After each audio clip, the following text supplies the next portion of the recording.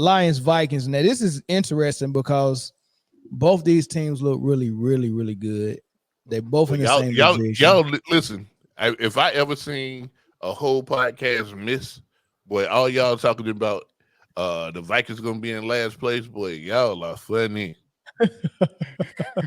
Hey, but look, listen, this whole division good, man. Last place is 4-2. Now there was there was one person. The Bears is 4-2. 4-2. The Packers are as well. The whole division is 17-5. It's the first time since the 1970 merger that every team is over 500 through first 6 weeks of the season. Yeah. Blah blah blah. Now here go the question. Who before the season started said that this would be the best division in football? I don't even know who got the. I don't even know if we got the footage on that, Jay. I don't know who said that. Honestly, look. Yeah, I think the footage gone, Zo. I don't think we got it. Oh no! I know how to archive everything. I ain't say that. I don't think it's still on the episode. Nah, it was me. It was me. I said it. Don't worry about it.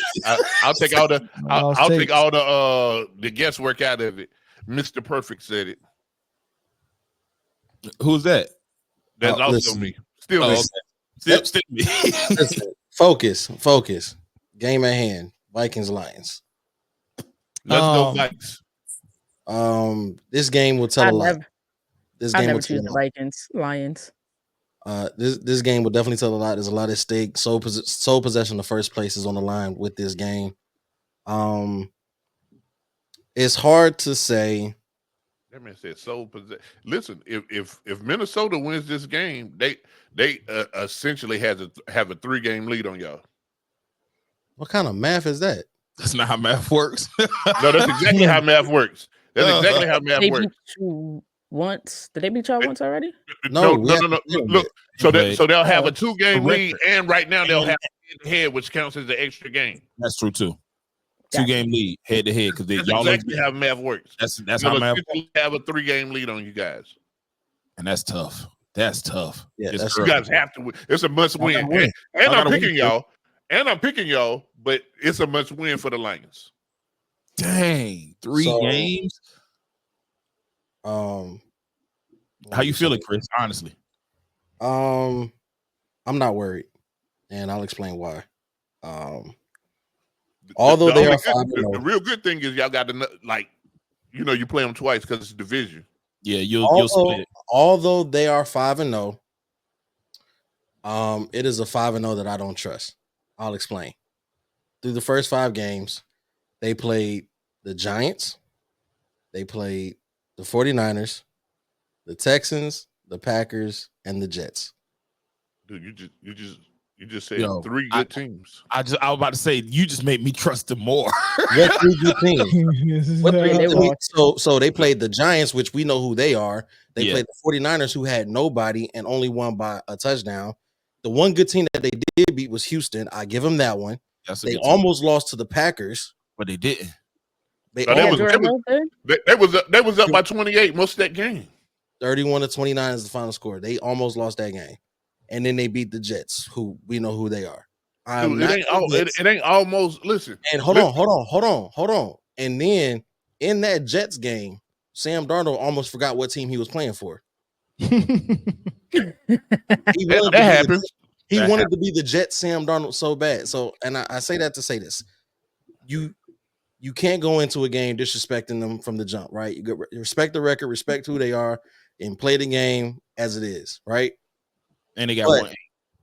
And granted, we did lose Aiden Hutchinson for the season. I understand that is a hit, right? So you could probably game plan a little bit different, but Sam Darnold is still Sam Darnold at the end of the day. And I don't think Sam Darnold has seen enough pressure, enough real defensive competition that will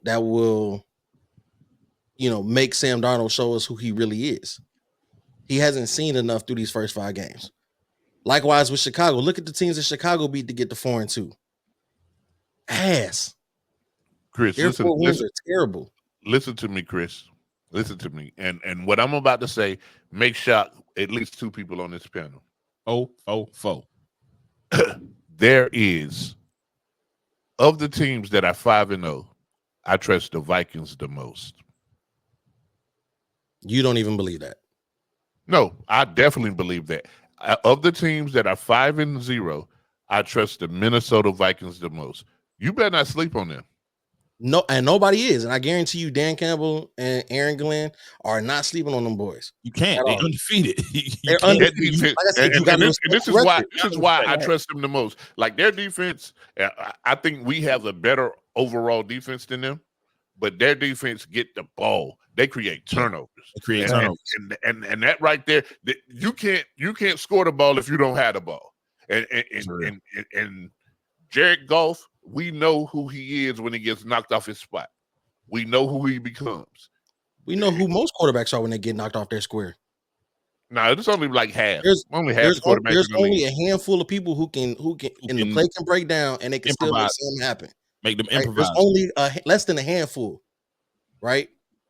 But I can name 10 right now. Let me think. And I'm gonna tell you this, right? I can name 10 right now with no effort. The same key to what the key was to beat Dallas is going to be the same thing to beat Minnesota. You have to run the ball. They, as good as their pass defense might be, their run defense is not that good. That's incorrect, Chris. The key to beat Dallas was arrive to stadium. Once you did that, you had their ass whooped. You know what I'm saying? It's going to take a little bit more to beat Minnesota. And I think people forget. Just yes, you can. But understand this: I'm picking Detroit. No, for sure. I'm picking the Vikings, and not only am I picking the Vikings, I'm going out on this limb, and the limb is not that thin. Y'all can come with me if you want to. Just let me know who want to come. You coming, Britne, on this limb with me, Zoe? Anybody want to walk? Anybody want to walk out here with me? I guarantee he's gonna say the Vikings gonna win the division. In the division? No, I'm just staying with this game. Vikings win the game. Sam Darnold outplays Jared Goff for sure. Clearly. So here's the thing, Mel. Here's the thing. I'm picking Detroit. I'm sticking with my pick, but that's a limb I'm willing to stand on that Sam Darnold will have a better game than Jared Goff. But I think the key to victory, Chris, you was right there at it. The key is that two-headed pause running back room that y'all got. Gibbs and Montgomery are they really have to. They'll be there. And the offense, they got a fantastic offensive line. We need a Laporta sighting too. We need one of those. There was one last week. I guarantee you that opened the door. The door. Yeah. I think he'll stop playing well. And Minnesota is as good as their defense might be. They're still terrible over the middle. So that's where Sam Laporta will really shine. Tight end. Okay, Chris, you've been doing your homework, boy. They're terrible. I can't wait to watch Motor City Roar about this. Yeah, me neither. Britne, who you picking? This nigga said. I just told you I'll never pick the Vikings. I'm going with the Lions. So I will never pick them. But I think no. Oh, go ahead. Go ahead. No.